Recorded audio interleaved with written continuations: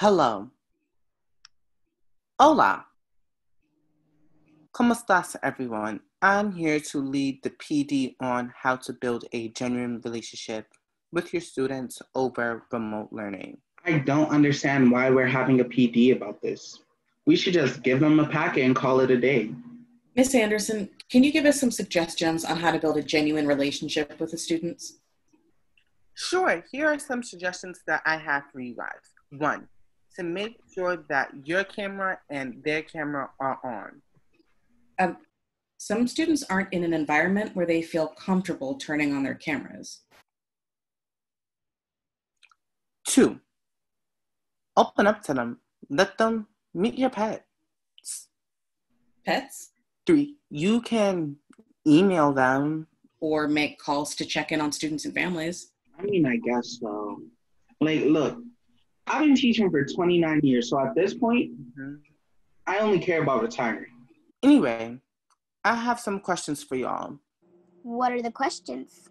Are we after speed or consistency? It takes time. I find I can teach someone that I know much better than someone I don't. But given the system, oftentimes you aren't given the time to get to know your student.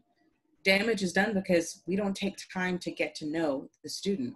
Speed, because we need them to pass. And building relationships with students is not going to help us get the scores we need for the school.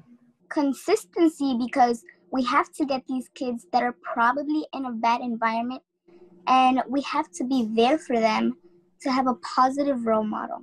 You're wrong. Not all of our kids live in the hood, Mrs. White. No, right is right. Do you guys believe that you can build a genuine relationship with your students over remote learning? I believe it's a two-way street. There has to be an effort on both sides. So yes, we can, but it will be difficult. Works for me. A worksheet online is the same worksheet in class. Yes, it is very important because we have to help these kids get out of the hood. Yes, that's very true. Are you people serious right now? What are you talking about, Mrs. Johnson? I'm talking about how you guys think that just because our students are Black and Latino, they live in the hood, which is not really true. Mrs. Johnson, there's no reason for you to be upset. Yes, there is. The reason why I'm mad is because none of you guys really care for the students like you say you do. 1, you try to really build relationships with the kids. 2, you really have to try harder to get to know the kids. And 3, stop assuming all of our students live in the hood because they don't. We have to stop letting the system fail the students. And if you can't do that, maybe you shouldn't be a teacher or a principal. Being an anti-racist teacher is not rocket science. It takes a little bit of intention, a little practice. It requires the archaeology of the self.